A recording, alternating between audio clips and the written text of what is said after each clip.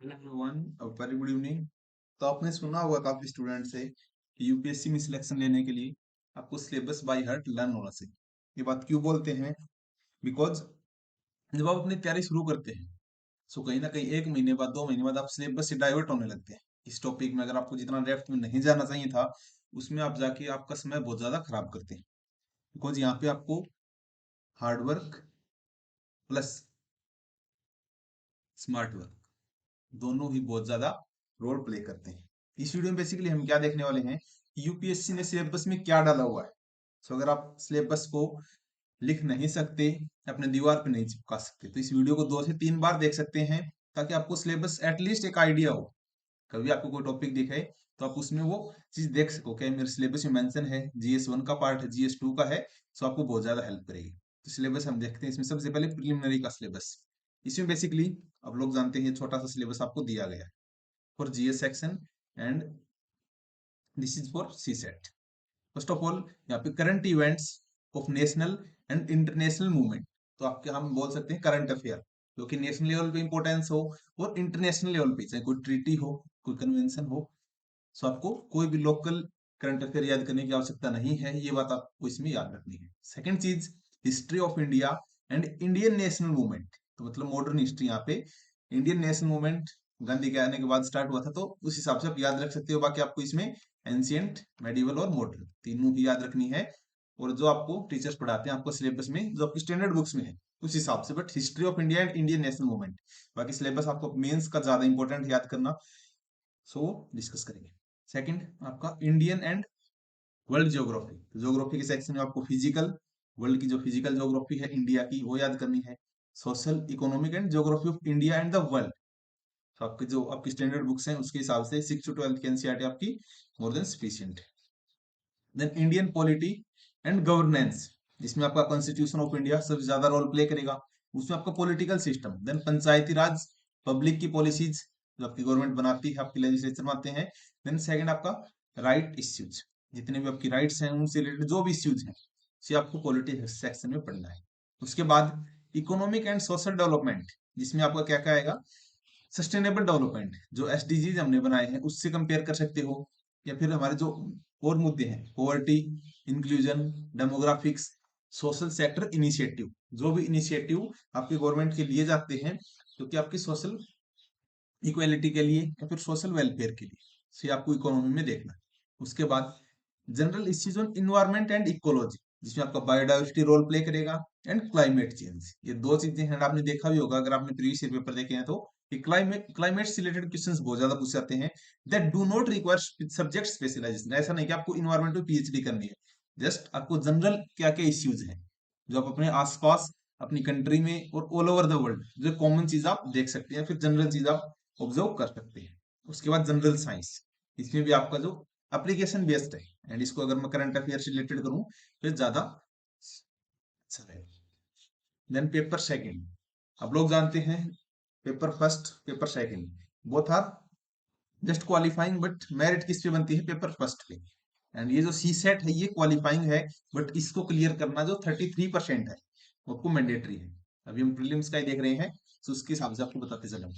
इसमें सबसे पहले इंग्लिश में आपको कॉम्प्रिहेंशन ही मिलेंगे। 10 से 20 क्वेश्चन जो आते हैं वो सारे के सारे कॉम्प्रिहेंशन से रिलेटेड आपको मिलेंगे। इसमें आपको इंटरपर्सनल स्किल्स, कम्युनिकेशन स्किल्स, आपको कोई भी थीम मिल सकती है, कोई भी मेंटल एबिलिटी के हिसाब से आपको पजल होगी। Then logical reasoning and analytical ability. उसके बाद decision making and problem solve, आपकी ये जो मैथमेटिक्स में भी आती है। जनरल मेंटल एबिलिटी, उसके बाद बेसिक न्यूमरेसी, इसमें दिया हुआ है कि numbers and their relations, order of magnitudes, जो कि सिर्फ क्लास 10th का लेवल हो। डाटा इंटरप्रिटेशन, ये भी क्लास 10th तक का, जिसमें आपको चार्ट से, graphs, table and data sufficiency, कि क्या डाटा सफिशियंट है, क्वेश्चंस पूछ लिए जाएंगे स्टेटमेंट बेस्ड, उसके हिसाब से। और आपको इसमें देखना है कि पेपर 2 ऑफ सिविल सर्विसेज, जो कि हमने देखा सी सेट का, जस्ट एक क्वालिफाइंग नेचर का है, एंड आपको मिनिमम 33% लेके आनी है। बट जो मेरिट बनेगी ये पेपर फर्स्ट की बनेगी जीएस से ही, लेकिन सेकंड वाला बहुत इंपॉर्टेंट है, जिसमें बहुत सारे स्टूडेंट बाहर होते हैं। उसमें बताया गया कि मल्टीपल चॉइस रहेंगे, आप सभी को पता है। And it is mandatory for the candidate to appear in both the papers, दोनों ही पेपर में आपको जाना है, आपको पता है। इसके बाद देखते हैं हम मेंस का एग्जामिनेशन। उसमें आपका जो सिलेबस है ये बहुत ज्यादा रोल प्ले करा है, क्योंकि मेंस और आपका जो इंटरव्यू है यही आपको रैंक दिलाता है। सो मेंस में हम ऑप्शनल को छोड़ के जीएस के जितने भी हैं वो सारे के सारे देखने वाले हैं। बट यहाँ पे जो बात की गई है छोटे छोटे पॉइंट तो आपको समझने बहुत जरूरी है, वो हम डिस्कस करते हैं। First thing, main examination is intended to assess the overall intellectual traits and depth of the understanding of the candidate rather than आपकी जो इंफॉर्मेशन और मेमोरी वो लोग चेक नहीं करे, जस्ट आपका इंटेक्ट या फिर इंटेलेक्चुअल ट्रेट्स ही, कि आप कॉमन सेंस से कितना कुछ सोचते हो, क्या कुछ लिखते हो, कैसे रिप्रेजेंट करते हो, और क्या आपके पास पॉजिटिव अप्रोच है। ये बात यहाँ पे क्लियर आपको समझनी पड़ेगी। Nature and standard of the questions in the general studies, जो पेपर सेकंड से पेपर 5 तक, इसमें क्या दिया है, विल बी सच दैट, इस टाइप के होंगे कि एक well educated person will be able to answer without any subject speciality या फिर स्पेशलाइज स्टडी। एक जनरल व्यक्ति जो पढ़ा लिखा है, क्या बात की गई यहाँ पे, वेल एजुकेटेड, क्या आपकी एजुकेटेड ऐसा नहीं कि आप लिटरेट होने जरूरी, well educated, and the questions will be such as to test candidate general awareness, कि उस कैंडिडेट की हम जनरल अवेयरनेस चेक करेंगे इसमें। और फिर वेराइटी ऑफ सब्जेक्ट अलग अलग हो सकते हैं, which will have a relevance career, जिसका आपको importance in the civil services, उस हिसाब से आपका नॉलेज टेस्ट किया जाए। उसके बाद the questions are likely to test the candidates basic understanding, कि बेसिक अंडरस्टैंडिंग चेक की जाएगी ऑफ ऑल रिलेवेंट इश्यूज, ऐसा नहीं कि कुछ भी आपसे पूछ लिया जाएगा। एंड एबिलिटी टू एनालाइज, किस तरह आप उस चीज को एनालाइज करते हो। एंड टेक ए व्यू, अपना भी एक स्टैंड ले सकते हो on conflicting socio economic goals के ऊपर, कि वुमन इंपावरमेंट में हम ये कर सकते हैं, जहां पे आपसे पूछा गया हो क्रिटिकली एग्जामिन ऑब्जेक्टिव्स एंड आपकी डिमांड्स क्या है। इस हिसाब से the candidate must give relevant, meaningful and सक्सेंट answer, बिल्कुल टू द पॉइंट लिखना है, एंड रेलेवेंट हो और वो मीनिंगफुल भी हो और पॉजिटिव अप्रोच के साथ। तो ये बातें आपको समझनी जरूरी है। उसके बाद the scope of syllabus for optional subject, जिसमें आपको पेपर 6 पेपर 7 ये दोनों आएंगे। For the examination is broadly of honours degree, कि आपने उसमें ऑनर्स डिग्री कर रखा है, ऐसा नहीं कि आपको डिग्री जरूरी है उस चीज की। जैसे आपने अगर सोशोलॉजी ली तो सोशोलॉजी जरूरी नहीं, कोई भी सब्जेक्ट आप ले सकते हो। बट इन्होंने बताया कि आप इतना तो पढ़ो कि अपने एक डिग्री लेवल पे पहुंच जाओ उस फील्ड में। And a higher level then the bachelors degree, कि आपने जो, जैसे अपने कोई भी सब्जेक्ट हम मान सकते हैं बीए में आपने बीए से ज्यादा डिग्री, मतलब ज्यादा नॉलेज आपके पास हो, and lower than master degree, कि इतना नॉलेज हम मेंस के ऑप्शनल में चेक करेंगे कि आपने उसमें एक काइंड ऑफ डिग्री कर रखी। वो मैंडेटरी नहीं है कि आपने डिग्री की हो, बट उतना नॉलेज आपके पास हो, just this. And in case of engineering में, मेडिकल साइंस में एंड लॉ में, the level correspondence to bachelors degree, इसमें हम सिर्फ आपको बैचलर डिग्री तक का ही पूछेंगे, बट बाकी में more than bachelor degree but lower than master degree. And syllabus जो दिया गया है, syllabus for the paper including the scheme of civil services main examination, इस टाइप से आपको दी मिलेगी। फर्स्ट थिंग, एक क्वालिफाइंग पेपर होगा आपका उन इंडियन लैंग्वेज एंड इंग्लिश के ऊपर। इसमें क्या है बेसिकली, इस एग्जाम में आपका जो मेन एम है is to test the candidates ability, कि उस कैंडिडेट को इतनी क्षमता है कि वो रीड कर सके और अंडरस्टैंड कर सके सीरियस डिस्ट्रक्टिव आपका जो propose, and express idea clearly and correctly. And in English में भी, क्योंकि बहुत सारे आपको पता है हमारे जो प्रोविजन है वो इंग्लिश में ही रहेंगे, चाहे जुडिशरी की लैंग्वेज हो या फिर हमारे जो कोऑर्डिनेशन की मेथड है, as well as Indian language concern. तो आपको डिपेंड करता है कि, बट इतना हो कि आप उसमें अच्छे से लिख सको, उसको पढ़ सको और उसको समझ सको। ये आपकी चेक की जाएगी in the paper first of mains. And the pattern of this questions will be broadly, इस टाइप से यहाँ पे दिया गया है। सबसे पहले आपको एक कॉम्प्रिहेंशन मिलेगा of a given passage, then precise writing, मतलब सब्जेक्ट स्पेसिफिक, प्रिसाइज मतलब targeting, target specific, usage and vocabulary. उसके बाद शॉर्ट एसेज, कोई भी छोटे छोटे पॉइंट हो सकते हैं जिसपे आपको शॉर्ट एसेज लिखने पड़ेंगे। उसके बाद इंग्लिश जो इंडियन लैंग्वेज है उसमें आपको कॉम्प्रिहेंशन मिलेगा, precise writing, usage and vocabulary same to same, and translation from English to Indian language, और आपका इंडियन लैंग्वेज से इंग्लिश में। बट यहाँ पे क्या जो मेन चीज है, that is the paper of Indian language and English will be of matriculation, आपको 10वीं तक की पता होनी चाहिए, and equivalent standard will be of qualifying nature only. ये वाला जो पेपर है ये आपका सिर्फ क्वालिफाइंग रहेगा, लाइक आपका इंग्लिश और हिंदी दो सब्जेक्ट हो सके, आपको एक लैंग्वेज इंडियन लेनी पड़ेगी एंड एक इंग्लिश मैंडेटरी। एंड वैसे आपका डिपेंड करता है जो अलग प्रोविजंस आपको दिए हैं सिलेबस में, आप देख सकते हैं। The marks obtained in this paper will not be counted, आपके काउंट नहीं किए जाएंगे रैंकिंग के लिए। Note second, that is candidate will have to answer the English and Indian language paper in English and the respective जो Indian language है, except where translation is involved। तो इसके हिसाब से आप देख सकते हैं, आपको उसी लैंग्वेज में आंसर करनी पड़ेगी जो आपने चूज की है ड्यूरिंग द आपको जो एप्लीकेशन फॉर्म है उसके टाइम पे। इसमें आपको क्या मिलेगा पेपर फर्स्ट में, that is essay. Candidate may require to write essay on multiple topics, ये वाला जो था जस्ट एक क्वालिफाइंग था, बट यहाँ पे आपको जो एसे लिखना है इसमें देख सकते हैं। They will be expected to keep closely to the subject, आपको उसी सब्जेक्ट के आसपास लिखना है। एंड ऐसे to arrange their ideas in orderly fashion and concise, आपको राइट करना है concisely. Credit will be given for effective and exact expression, मतलब जो आपसे पूछा गया है क्या उससे रिलेटेड आप बात कर पा रहे हो, दैट्स इट। अब आता है हमारा main, that is paper 2।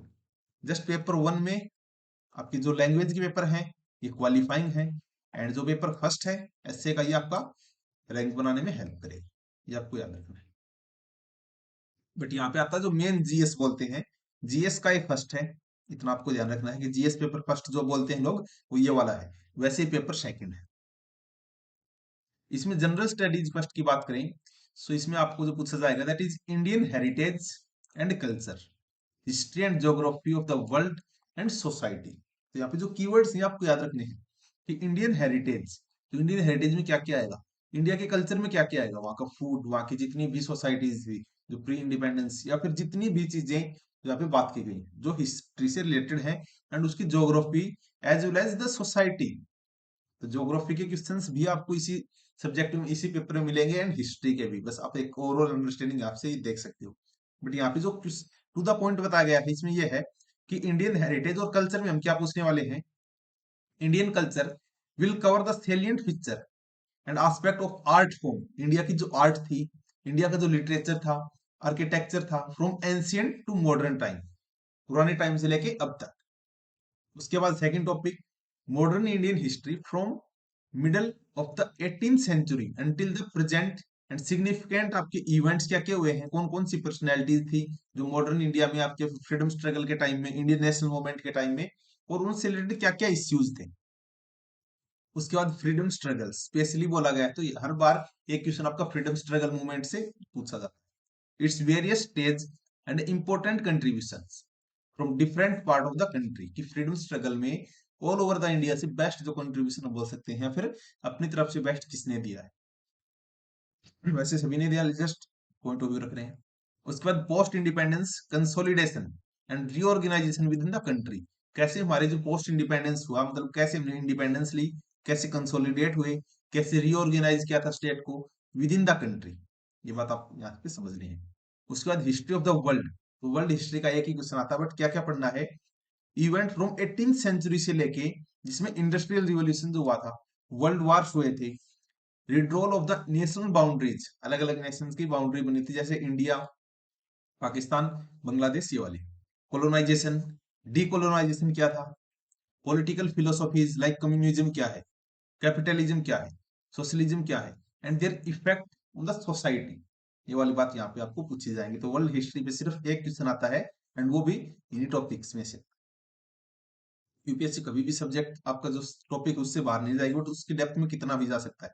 Like अभी कोई कम्युनिज्म का कोई भी ट्रेंड है जो इश्यू में है, सॉरी, जो आपकी न्यूज में है, तो उससे रिलेटेड घुमा फिरा के पूछ सकती है कि why communism effect the world and how it can relate with the India also, इस टाइप से। Salient feature of Indian society and diversity of India, India की सोसाइटी के क्या क्या सैलिएंट फीचर है, जिसमें आपकी वोमेन या फिर चिल्ड्रन सब के बारे में पूछ सकते हैं, एंड डाइवर्सिटी इंडिया में कितनी है, लाइक बोल सकते हैं कि why India is subcontinent, जो सिंपल क्वेश्चन है बार पूछा जाता है उस हिसाब से। Role of women and women organisation, कि वुमेन्स की ऑर्गेनाइजेशन और उनके रोल्स क्या क्या है, population, associated issues, poverty and developmental issues, urbanisation, तो अर्बनाइजेशन पे आपने देखा होगा हर बार क्वेश्चन आता है, पॉवर्टी पे क्वेश्चन आता है, रोल ऑफ वुमेन पे आता है, एंड उसकी जो रेमेडीज क्या क्या हो सकती है, उनकी प्रॉब्लम एंड देयर रेमेडीज। उसके बाद effect of globalisation on the Indian society, ये क्वेश्चन आपका मेंस में डायरेक्ट पूछा गया कि what are the effect of globalisation on Indian society, that's it. तो आपको इस हिसाब से अप्रोच रखना है कि यहीं पे आपको अगर कोई भी न्यूज़पेपर में आर्टिकल है ग्लोबलाइजेशन से इंपॉर्टेंट, तो आपको याद रखना है कि जीएस पेपर फर्स्ट का टॉपिक। उसके बाद सोशल एम्पावरमेंट, कॉम्युनलिज्म, रीजनलिज्म और सेकुलरिज्म, ये वाले टॉपिक आपको बहुत ट्रेंडिंग में देखने को मिलेंगे। बट आपके सिलेबस पॉइंट ऑफ व्यू से आपको जितने भी प्रीवियस ईयर के पेपर हैं उसको एनालाइज करते हुए अपने आप नोट्स बना सकते हो। ये वाले क्वेश्चंस हर बार आपसे पूछे जाते हैं, इनडायरेक्टली एंड डायरेक्ट। वर्ल्ड की जो फिजिकल ज्योग्राफी है उस पर हर बार एक क्वेश्चन आपको मिलेगा, इसके सैलिएंट फीचर क्या क्या हो सकते हैं। सॉरी। उसके बाद डिस्ट्रीब्यूशन ऑफ की natural resources across the world, जिसमें आपका साउथ एशिया, इंडियन सब continent and factor responsible for the location of primary, secondary and tertiary sector में आपके कौन कौन से फैक्टर रेस्पॉन्सिबल हैं इंडस्ट्रीज में in the various part of the world including India. तो आपको कई बार वर्ल्ड से इंडिया का कंपैरिजन करवा देता है, दैट्स। उसके बाद important geophysical phenomena such as earthquake पे क्वेश्चन आते हैं आजकल, सुनामी पे, वोल्केनिक एक्टिविटी पे, आपकी साइक्लोन पे आते हैं। Geographical features and their location change in critical geographic features like आपकी वाटर बॉडीज पे, आप लोग जानते हैं कोरल पे क्वेश्चन आता है कई बार, एज वेल एज आपकी जो वाटर बॉडीज है,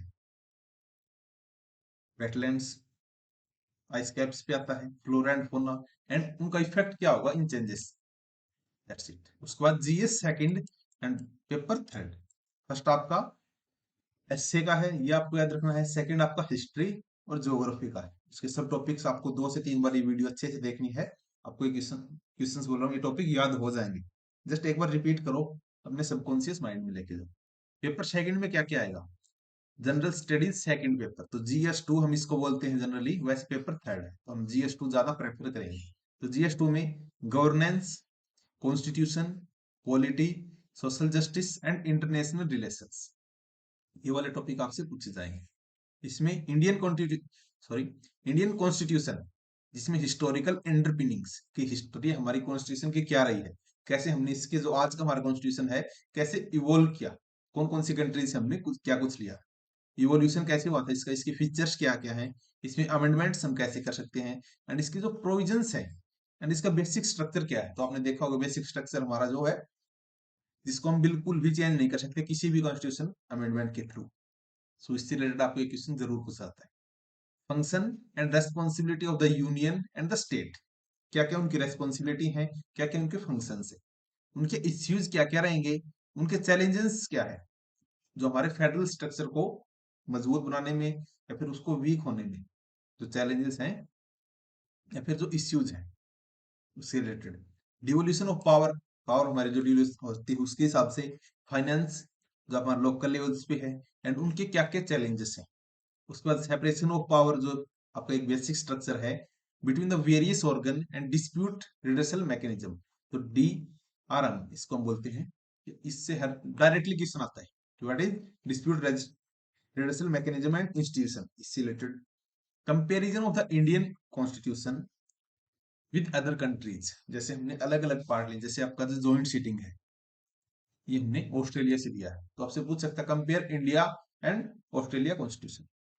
पार्लियामेंट एंड स्टेट लेजिस्लेचर में आपके क्वेश्चंस आएंगे, उनका स्ट्रक्चर क्या क्या है, उनके फंक्शनिंग में वो क्या क्या करते हैं, code of conduct of business, उनकी पावर एंड प्रिविलेज क्या क्या है एंड इश्यू उनसे रिलेटेड। उसके बाद structure, organisation and functioning of executive and the judiciary, कि हमारी जो जुडिशियरी है और एग्जीक्यूटिव, उनका स्ट्रक्चर क्या क्या है, उनकी फंक्शंस क्या क्या है, अलग अलग ministries and department of the government, जो हमारे आज के टाइम में जिसको पोर्टफोलियो पहले बोलते हैं, तो उसके हिसाब से प्रेशर ग्रुप क्या होते हैं, जो कि फॉर्मल भी हो सकते हैं इनफॉर्मल भी हो सकते हैं, उनके associations and their role in the polity. And यहाँ पे बताया गया कि हम जो यूपीएससी है वो एनकरेज करना चाहती है वुमेन्स को, कि गर्ल्स को भी, कि कैंडिडेट टू अप्लाई, कि आप भी अप्लाई करो and it reflect the gender balance. Just ये बात की है, इससे सिलेबस से कोई रिलेशन नहीं है। Salient feature of the representation of the people's act, जो 1950 और 51 का है, उसके क्या क्या सैलिएंट फीचर है ये आपको याद रखना है। इसको हम क्या बोलते हैं, आरपीए एक्ट।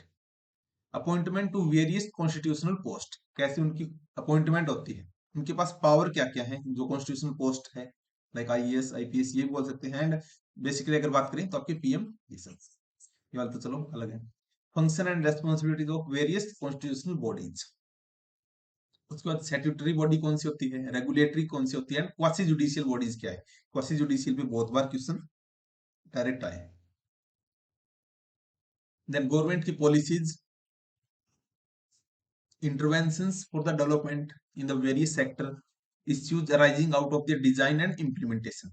मतलब जो गवर्नमेंट की पॉलिसीज हैं वो हम बनाते हैं, उसके बाद उनका इंटरवेंशन फॉर डेवलपमेंट अलग अलग सेक्टर में, एंड उनसे रिलेटेड क्या क्या इश्यूज हैं उनके डिजाइन में, एंड उनकी इंप्लीमेंट क्यों नहीं हो पाती, ये वाली बात यहाँ पे पूछी जाएंगी।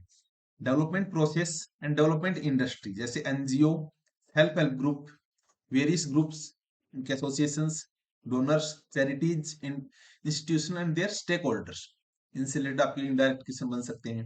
वेलफेयर स्कीम कौन कौन सी है, ये आप एग्जांपल में दे सकते हो।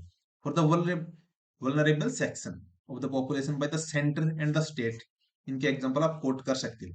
And the performance of these scheme, उनके मैकेनिज्म क्या क्या है, उनसे रिलेटेड लॉज कौन कौन से हैं, and institution and their bodies जो कि कंस्टिट्यूट की गई थी for the protection of vulnerable section और उनके बेटरमेंट के लिए।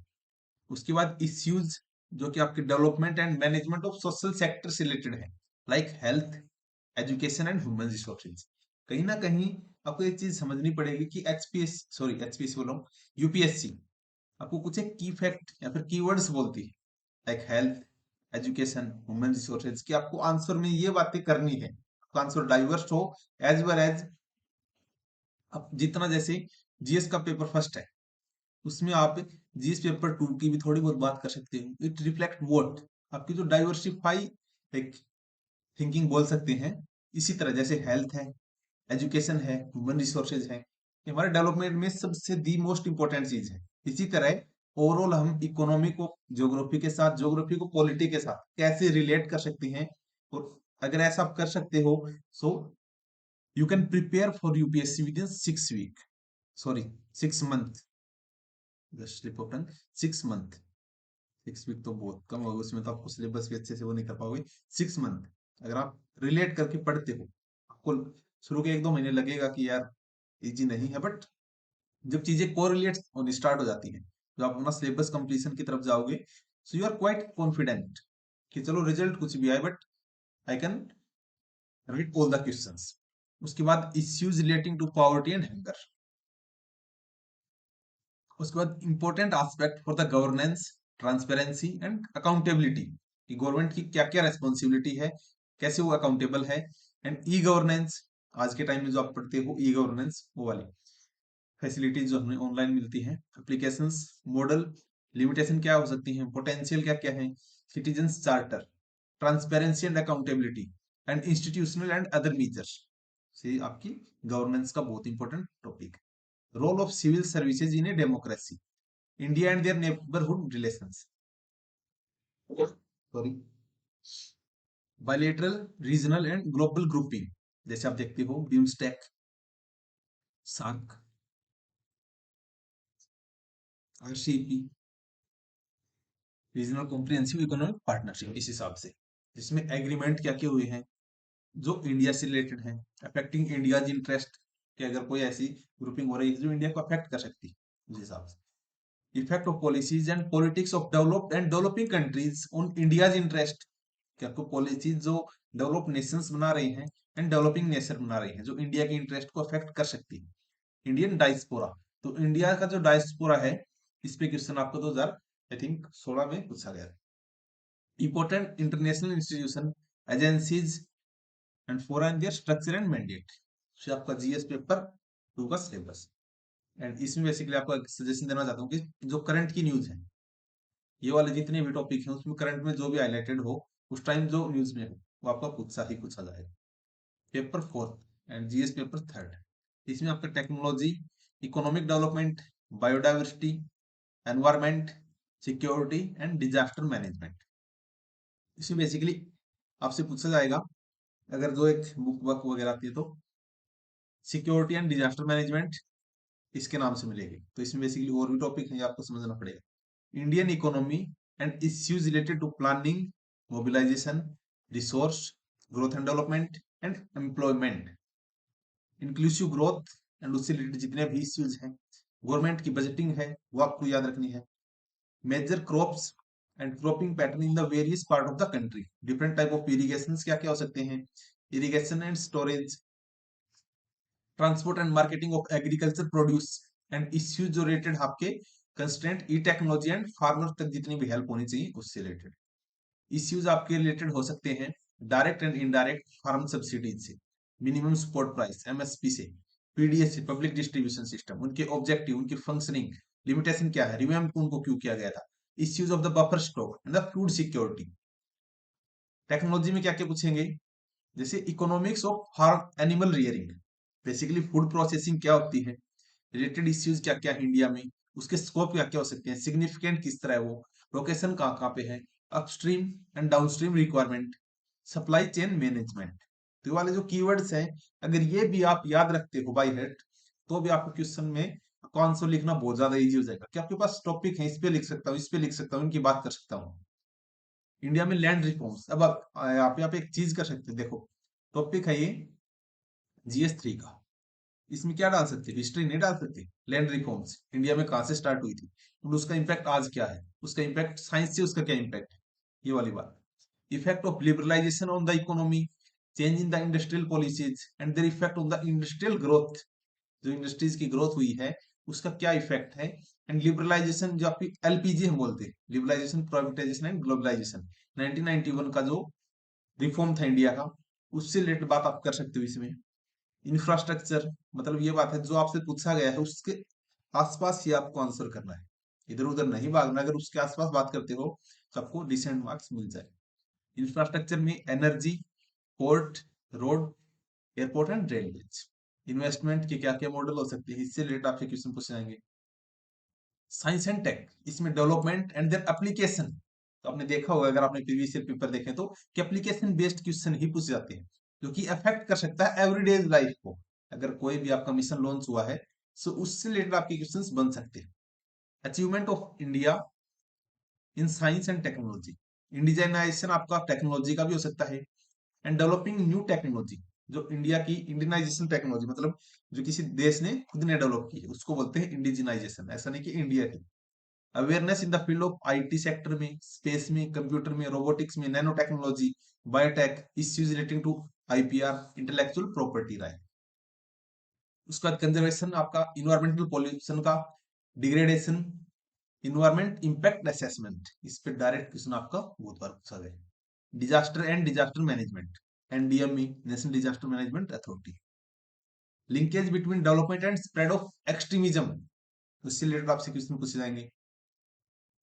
Role of external state and non state actors in creating challenge to internal security, तो internal security and disaster management वाली बात यहाँ पे कॉमन रहेगी। Challenges to international security, sorry internal security through communication network, role of the media, social networking, sites in the international security challenge. Basics of cyber security, money laundering prevention, कमला, prevention of money laundering act. Security challenge में उनके management in the border areas, like linkage of the organised crime with the terrorism, जो India Pakistan को criticise करता है, जो तालिबान या फिर टेररिज्म के कंटेक्स्ट में हम बोल सकते हैं उसके हिसाब से, उनमें linkage, various security forces and agencies and there mandate. And GS paper 4 और पेपर नंबर 5, इसमें आपसे क्या पूछा जाएगा, बेसिकली इसका नाम है एथिक्स, तो स्टूडेंट इसको एथिक्स बोलते हैं कि एथिक्स, बट इसमें integrity and aptitude. This paper, यहाँ पे जो नोटिस है वो आपको करने की बहुत ज्यादा आवश्यकता है कि this paper will include question to test the candidate attitude, कि आपका एटीट्यूड कैसा है और आपकी अप्रोच क्या है, कोई भी इश्यू है उससे रिलेटेड क्या अप्रोच आपकी, इंटीग्रिटी से related, probity in the public life, problem solving approach, कि आप कोई प्रॉब्लम को कैसे सॉल्व करते हैं, उसमें आपकी पॉजिटिव अप्रोच है। वेरियस इश्यूज हो सकते हैं, कंफ्लिक्ट्स हो सकते हैं face by him dealing with the society, अगर आप किसी भी सोसाइटी से डील कर रहे हैं तो उसमें आपको कैसी अप्रोच रखनी है, आपका प्रॉब्लम सॉल्विंग का नेचर किस टाइप का है। क्वेश्चन में यूटिलाइज द केस स्टडीज, इसमें आपको केस स्टडीज भी देनी पड़ेगी। Approach to determine these aspect, मतलब अगर कोई भी आपके पास केस स्टडी है, किसी स्टेट की हो सकती है कि किसी इंडिविजुअल की हो सकती है जिसकी वजह से हमारी सोसाइटी को बहुत सारे बेनिफिट्स मिले। एंड इसमें जो आपको टॉपिक पूछे जाएंगे इस हिसाब से, जैसे ethics in ethics and human interface, जिसमें आपका एसेंस चेक किया जाए, determinants consequences of the ethics in human actions, dimension of ethics, ethics in the private and public relation, या प्राइवेटली आपकी जो एथिक्स, आपकी जो नैतिकता है, बेसिकली उसमें इसकी बात की। Human values, lessons from their lives and teaching of great leaders, कि आपने आपके जो ग्रेट लीडर्स उनसे क्या सीखा और आप अपनी लाइफ से क्या बता सकते हैं। Reformership, administratorship, role of the family society and educational institution and including आपकी वैल्यूज। उसके बाद आपका एटीट्यूड कैसा हो, इसमें बताया गया कि कंटेंट कैसा रखते हो, स्ट्रक्चर कैसा है, फंक्शनिंग कैसी है, उसकी influence and relation with the thoughts and behaviour, आपकी मॉरल वैल्यूज कैसी है, पॉलिटिकल एटीट्यूड कैसा है, सोशल इन्फ्लुएंस आपका कैसा है, परसुएशन कितना है। उसके बाद एप्टीट्यूड, या आपका चेक कैसे किया जाए, foundational value of the civil service, जैसे इंटीग्रिटी, आपको अपने देश के प्रति, अपने जितने भी जहाँ पे भी आप रह रहे हो तो आपको इंटीग्रिटी ही देखनी है।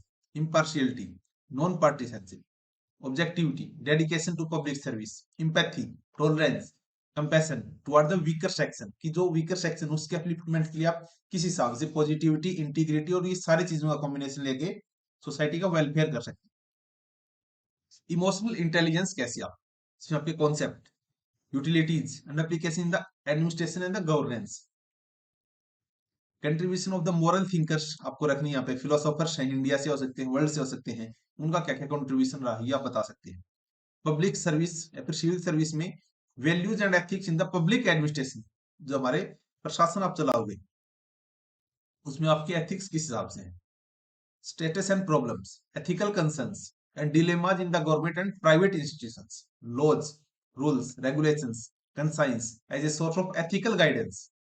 अकाउंटेबिलिटी आप में कितनी है, एथिकल कंसर्न्स या फिर एथिकल गवर्नेंस, नैतिक सरकार। Strengthening of ethical and moral values in the governance में, ethical issues in the international relation में, एंड फंडिंग्स कॉर्पोरेट गवर्नेंस, आपको basically dealing with a positive approach, with moral values, with integrity, ये वाली बात यहाँ पे रखनी है।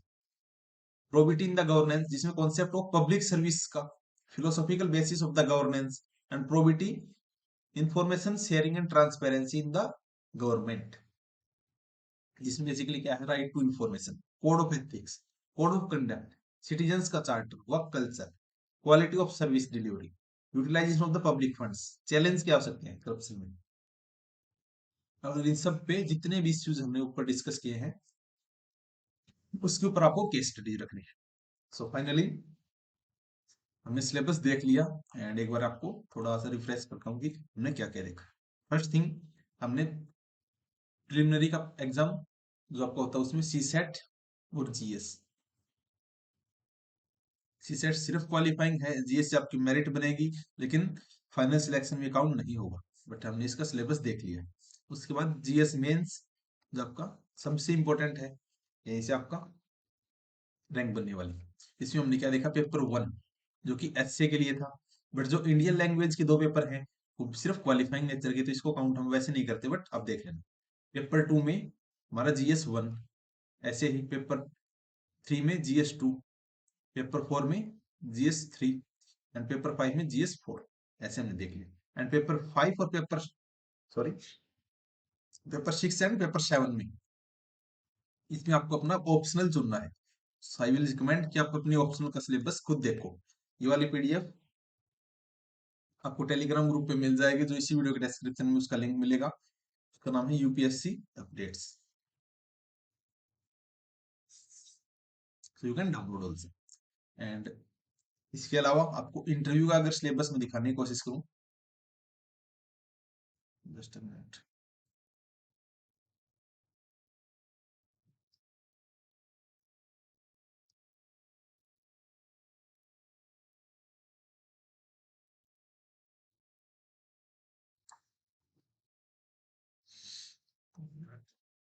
देखो यहाँ पे ऑप्शनल के लिए दिए किससे आगे सारे।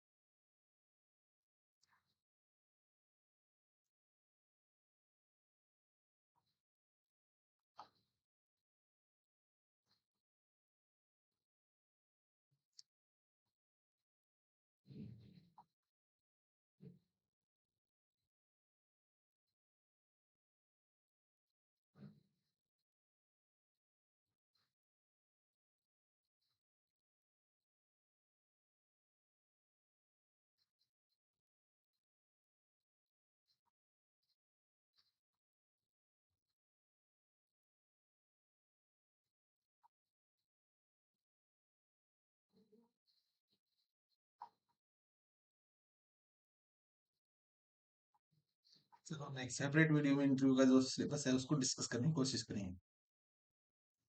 बिकॉज यहाँ पर मैंने उसको अलग से हाईलाइट नहीं किया था, तो आई थिंक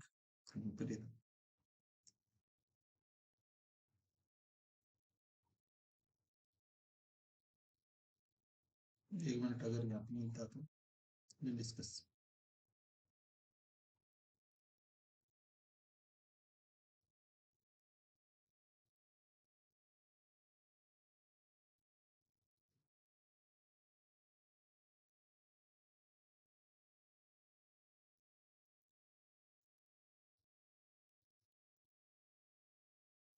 ये आप एक बार वैसे देख सकते हो। और प्रीलिमिनरी सिर्फ आपका क्वालिफाइंग है, एंड मेंस में आप जैसे क्वालिफाइंग पेपर ए, इसमें हमने लैंग्वेज की बात की थी, एंड पेपर बी, ये दोनों 300 मार्क्स के हैं, वैसे आपके काउंट नहीं होंगे।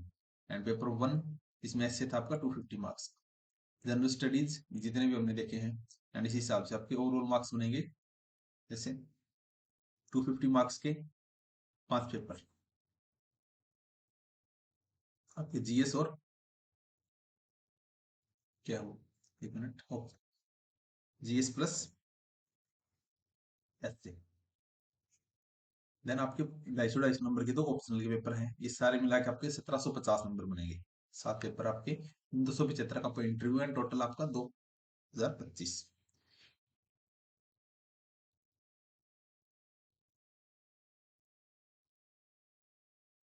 एंड ये वाली ऑप्शनल की लिस्ट है, अगर किसी ने नहीं देखा कि ऑप्शन कौन कौन से हो सकते हैं, तो इसमें से आप कोई भी चूज कर सकते हो, जो भी आपके पास, जिसमें भी आपको इंटरेस्ट है, कोई भी ऐसी डिग्री की कंडीशंस नहीं।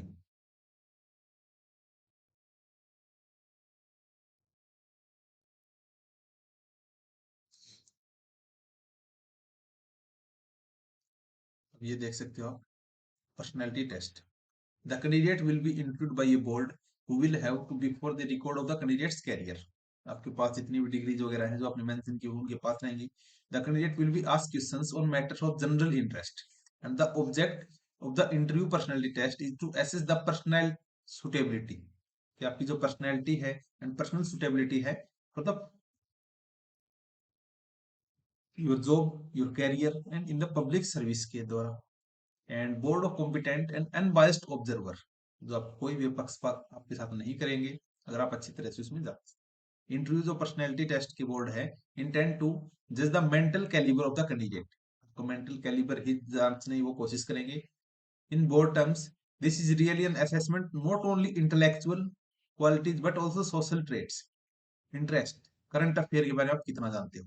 सम of the qualities to be जज आर द मेंटल अलर्टनेस, कितने आप अलर्ट हो, critical power of assimilation, clear and logical exposition, आपने जितना भी बताया है, जो भी आपने आर्गुमेंट रखा, क्या वो लॉजिकल है, balance of judgement, variety and depth of the interest, ability of the social cohesion, leadership की, इंटेलेक्चुअल होने चाहिए, मोरल इंटीग्रिटी। उसके बाद the technique of the interview personality test is not to of strict cross examination but a natural, बिल्कुल आपसे formal तरीके से वो लोग बात करने वाले हैं, बस आपका एक काइंड ऑफ इंटरव्यू है, कोई आपका नॉलेज वहां पे चेक नहीं होने वाला, जस्ट आपसे बात करना चाहते हैं। तो direct प्रपोजिव conversation, which is intended to reveal the mental qualities of the candidate. The interview's personality test is not intended to test either specialized or general knowledge. आपकी कोई भी स्पेशलाइज नॉलेज वो चेक नहीं करना चाहते, and of the candidate which has been already tested through their written paper, आपके written paper में आपका जो नॉलेज है वो चेक कर लिया गया है। इंटरव्यू में आपको सिर्फ पॉजिटिव अप्रोच के साथ एंड जो आपकी पर्सनैलिटी है जिससे आप हो, एंड बिल्कुल अपने आप को ट्रूली वहां पे रिप्रेजेंट करना है। Candidate are expected to have taken intelligent interest not only their special subject of academics but also in the events which are happening around them, जबकि आसपास जो हो रहा है आपको अगर वो चीज पता ही नहीं, तो आप अपने सब्जेक्ट में कितना भी अच्छा हो, आप सोसाइटी के लिए अच्छा नहीं कर पाओगे कहीं ना कहीं, according to interviewer. And outside of their own state, countries में भी as well as modern currents में जो इतने भी थॉट्स है, जो आपकी नई डिस्कवरीज हो रही हैं आसपास का, मतलब न्यूज़पेपर आपकी एक हैबिट होनी चाहिए, and should drawers the curiosity of well educated youth. So basically ये इंटरव्यू का सिलेबस था, एंड इसमें आपको आइडिया हो गया हो। सो इस वीडियो को 2 से 3 बार आप देख सकते हैं अगर आप यूपीएससी के सिलेबस को बाय हार्ट लर्न करना चाहते हैं। So that's it in this video. We will meet in the next video with the syllabus of optional agriculture. So see you in the next video. Have a nice day. Thank you.